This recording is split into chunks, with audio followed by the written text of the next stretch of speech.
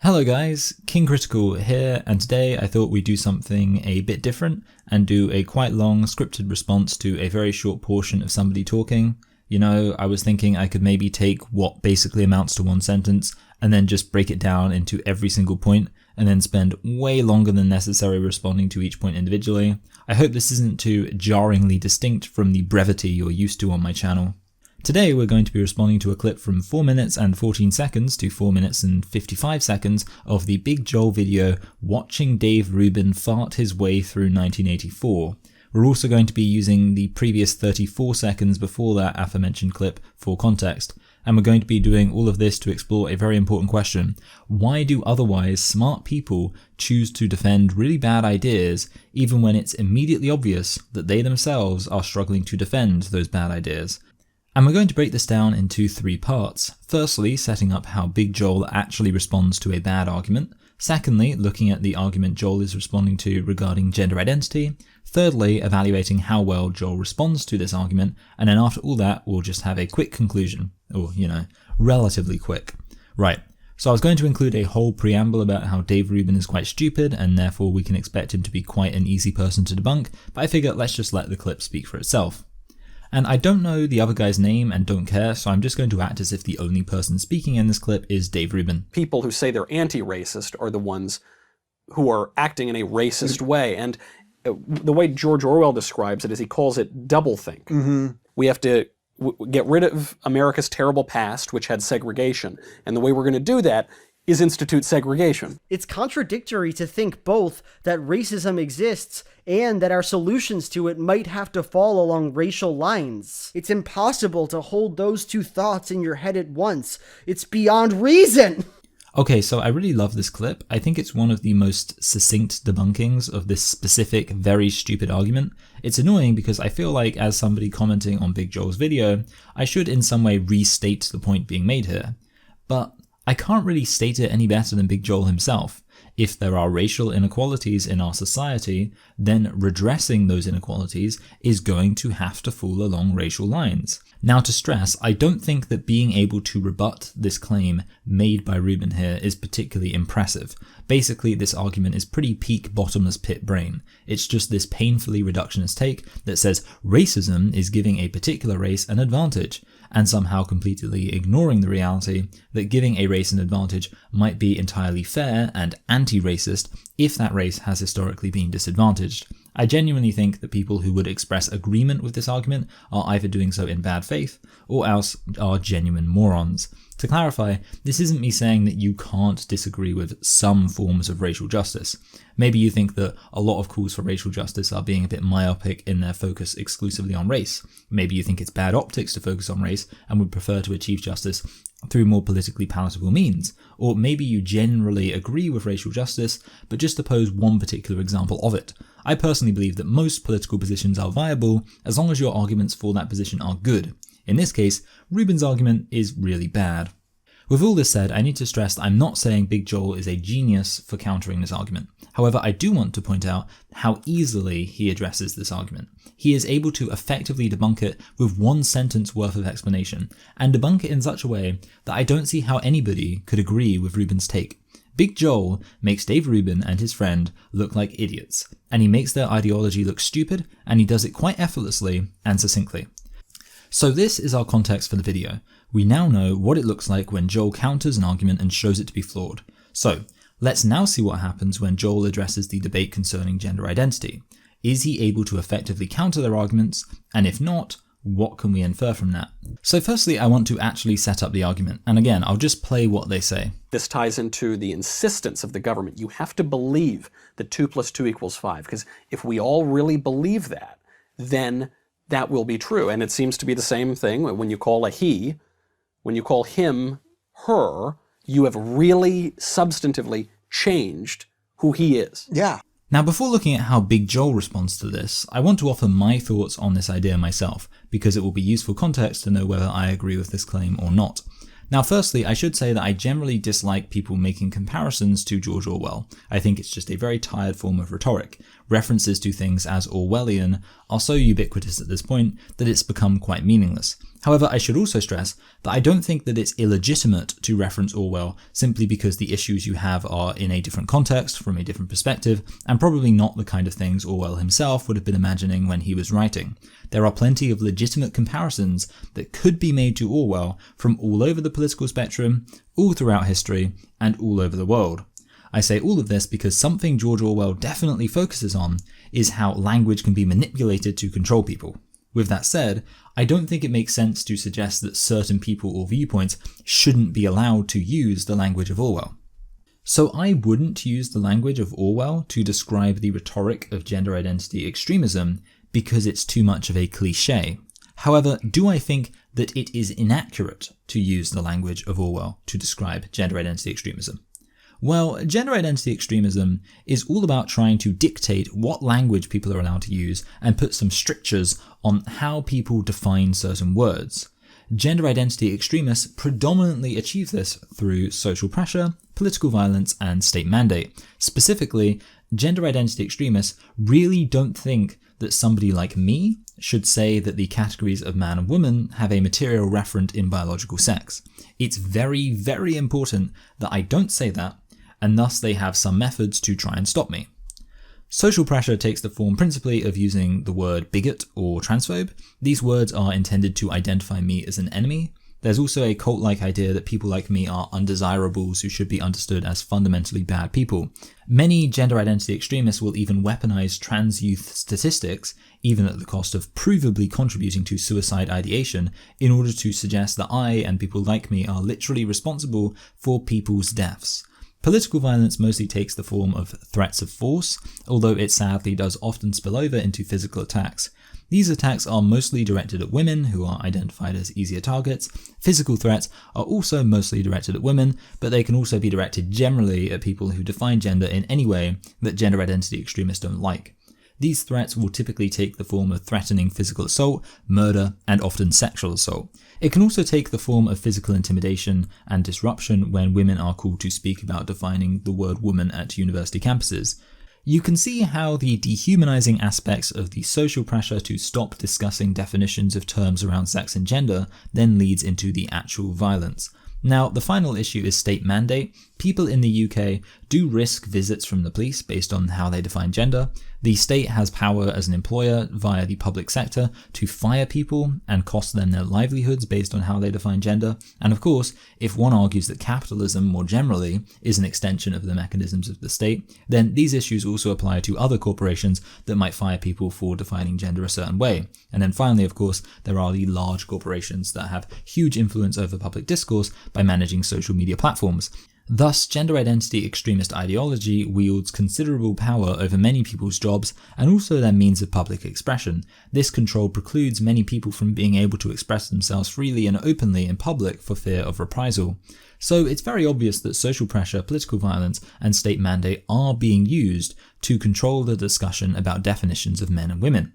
The language that people can use to express their thoughts on this issue is being restricted, and this focus on language was one of Orwell's biggest concerns as shown through his books. So honestly, I do wonder if there is a more quintessential example of Orwellian tendencies than what we are seeing from today's gender identity extremists when it comes to limiting discussions about gender and biological sex. I don't see how any serious person can deny that this is Orwellian unless they were to offer a meaningful challenge to the reality I just described regarding the rhetoric and strategies of contemporary gender identity extremists. Perhaps that the constant calling of bigot is actually meant as a reasoned critique, the threats of physical violence are simply invites to open debate, and the risk of job loss and prison time are, well, I'm not inventive enough to come up with a way of explaining that away, but I'm sure some gender identity extremists in the comments will be able to clear things up. So I pretty much do agree with what these guys are saying here. I don't know if I'd say they worded it perfectly, but I agree with the basic thrust of their point. However, if I were trying very hard to argue against this while also not just lying or strawmanning, then I'd probably point out that there is a difference between insisting upon a particular way of defining gender and then shutting down all dissenting opinions, compared to insisting that 2 + 2 = 5 and then shutting down all dissenting opinions. These aren't totally analogous.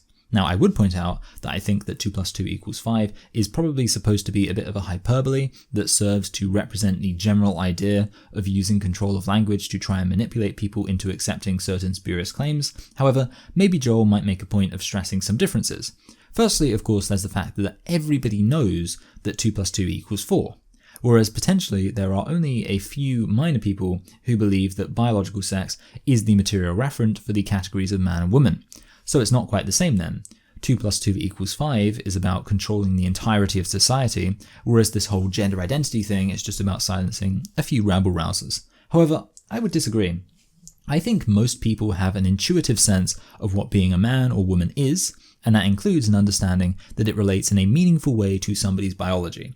When you look at recent trends like trying to normalize putting pronouns in bios, this is a fundamental contradiction of reality, that people can usually identify whether somebody is a man or woman not by pronouns in a bio, but rather by obvious material reality. So no, I don't believe that gender identity extremism is just denying the belief of a small number of people. It's fundamentally contradicting what the vast majority of people intuitively know to be true about the categories of men and women. However, Joel might still point out that I'm talking about intuitively knowing how a word should be defined. There's a big difference between the definition of a word and a hard mathematical truth. One is a constructed term to describe a reality interpreted through society in a language that evolves over time. The other, by contrast, is true in such a fundamental sense that it would still be true even if no conscious thing ever existed, even if nothing existed at all. I mean, I'm sure there are philosophical debates around this, but I'm quite comfortable saying that even in a reality where there was absolutely nothing except for reality itself, it would still be true to say that if you had 2 and you added another 2, then you would have 4. Thus, to have a system of control that makes people affirm that 2 plus 2 is in fact equal to 5 is a very extreme form of thought manipulation. By contrast, it's entirely possible that any given term could evolve dramatically over time entirely organically. This is all true. However, I would suggest that when you're talking about society, the way we define social categories actually matters more than cold hard scientific truths. It matters that when people talk about somebody being a woman, they're doing so with reference to something that actually means something.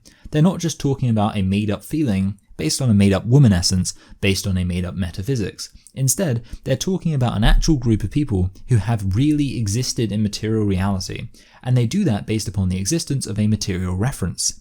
It matters that when I say woman, I mean something. And I don't just mean whoever says they're a woman, because that doesn't mean anything. When I say black, I mean something. When I say Hindu, I mean something. When I say working class, I mean something. When I say gay, I mean something. And it matters that I mean something. For so many reasons, from real-world activism to academic theory, it matters. So when you're talking about a society, I'd say how you're defining and describing the people who live in that society matters just as much as some objective mathematical sums. So what we're talking about is something that matters a lot, how we understand what it means to be a man or a woman. And we're talking about an insidious academic idea and social movement that is using social pressure, political violence, and state mandate to try and change how we understand these terms to the extent that they would mean effectively nothing, and certainly something radically contrary to how most people understand the terms right now. This is undeniably Orwellian, and I would renew my contention that it is perhaps the singular best example of contemporary Orwellianism. So what I have done so far is explain my thoughts on this statement from Dave Rubin and co. I've also taken the best argument I could think of against this statement and done my best to explain why I don't find it convincing. However, that argument just addressed then was not Big Joel's argument. His argument was very different, and in looking at his argument we will see exactly what it looks like when an otherwise smart person attempts to defend an indefensible idea. So I'm going to break Big Joel's response down into 3 parts. The first one being how Joel initially sets up the argument before playing the clip we've already seen. Or like trans people existing and wanting to be respected.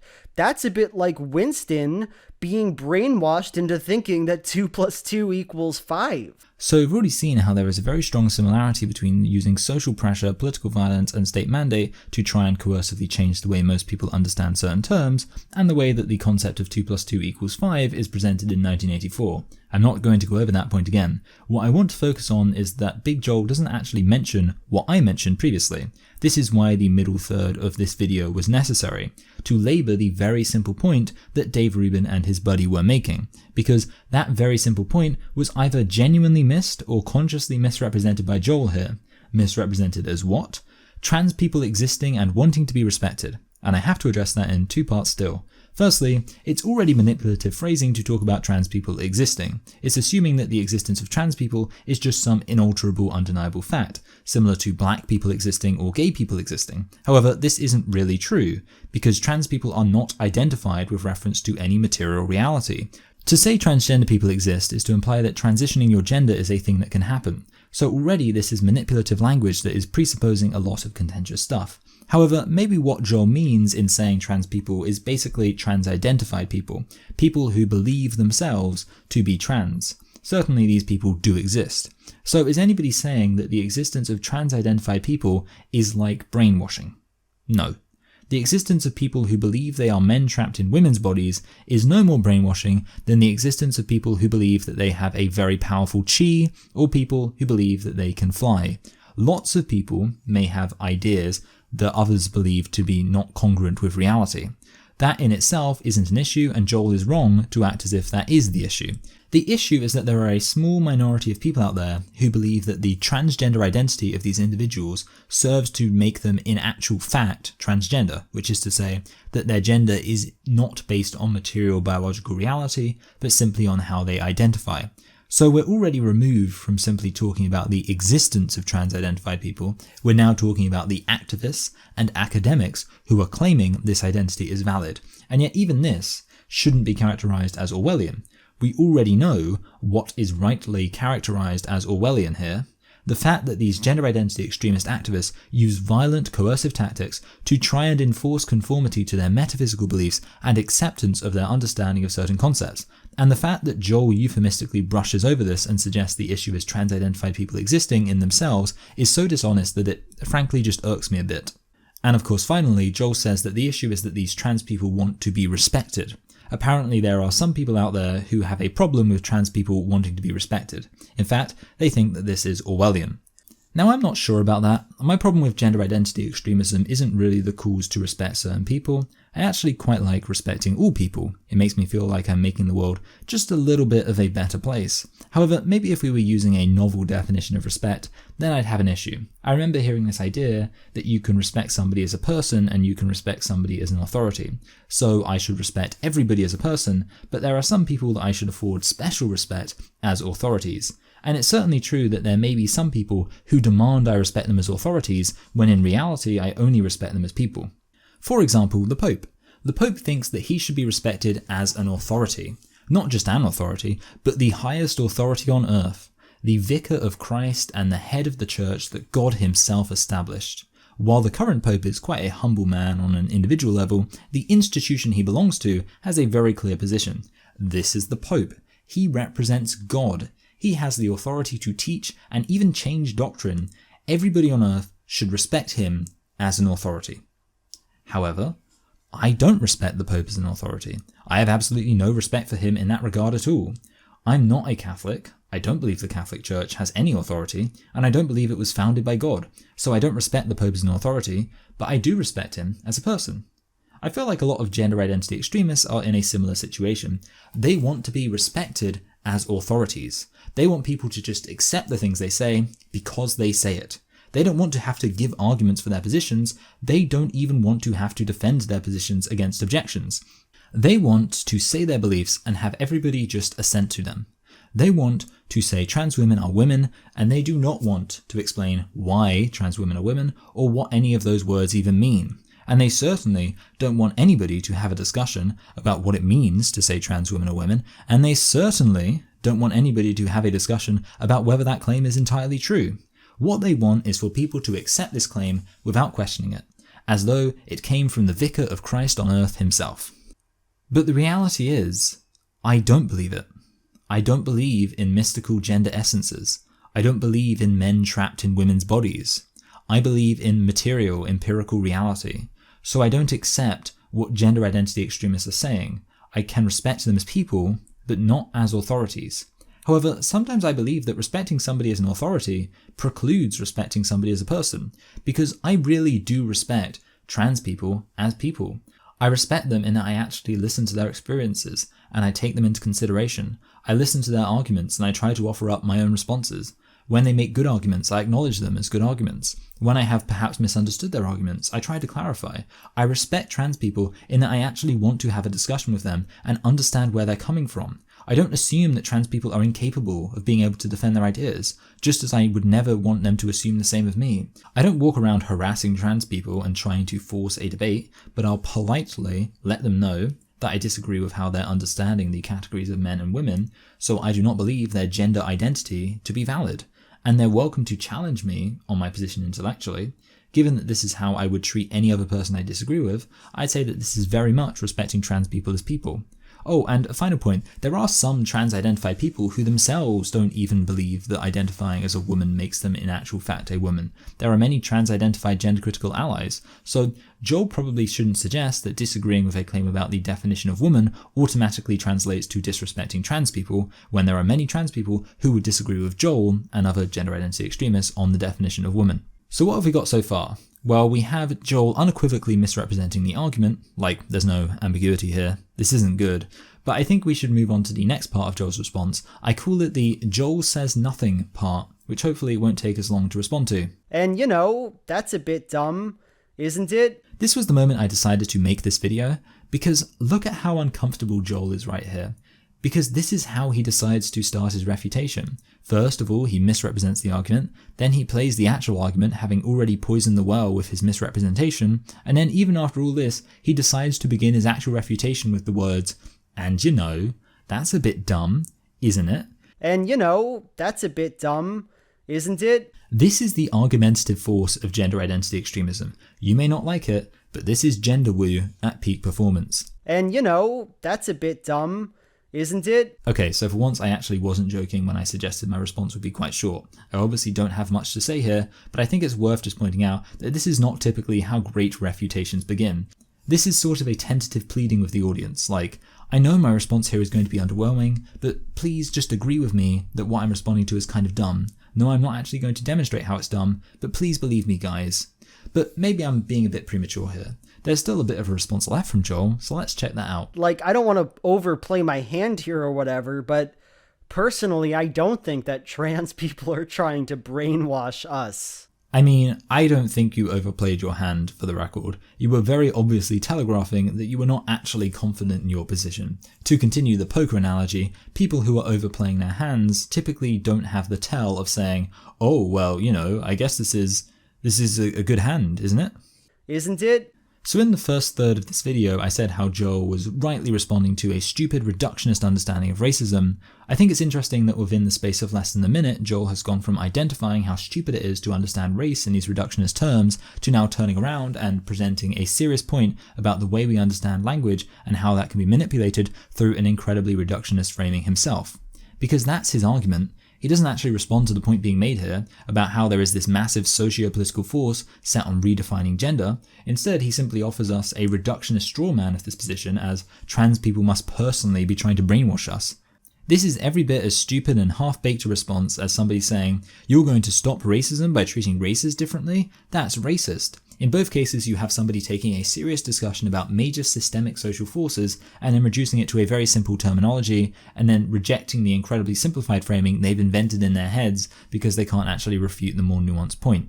So let's just do a quick summary of how this is misrepresenting the argument. Personally, I don't think that trans people are... So most people aren't talking about individual trans people. In fact, as I already pointed out, many trans people are on the side of gender critical people. This isn't some personal fear or suspicion of trans people. This is mostly about the power of bad ideas when not properly challenged. This isn't even really about trans identity particularly. The claim that trans women are women could be replaced with any other unsubstantiated claim that contradicts most people's understandings of the world and divorces something from material reality, and it would still be regarded with suspicion by most of the same people who regard gender identity extremism with suspicion. So this claim that the issue is with trans people in themselves is misrepresentation number one. Trans people are trying to...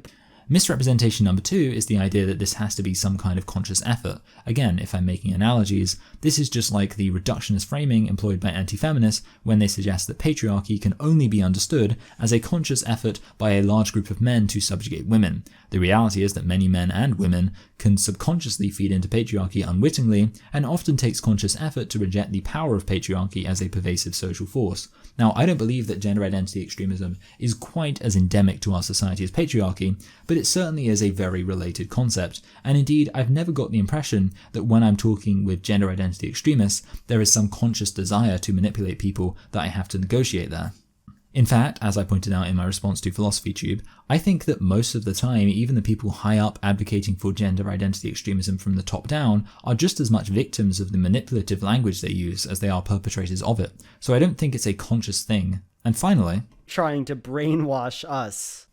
Obviously, brainwash is an inherently silly word that conjures up images of goofy-looking hypnotists swinging golden medallions, and again, this kind of characterization could be used to make any conversation about how complex social forces can alter people's thinking come across as silly. It's just a lazy form of argumentation. And there we go. That concludes Big Joel's response. And here's the summary. We saw that Big Joel can refute bad arguments. His refutation of Dave Rubin's understanding of racial justice was succinct and pretty airtight.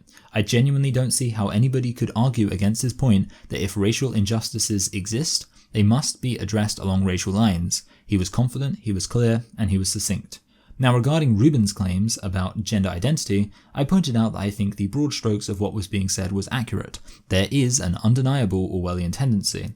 I also presented what I thought could be the best challenge to this claim to sort of set the standard for what might be a good response.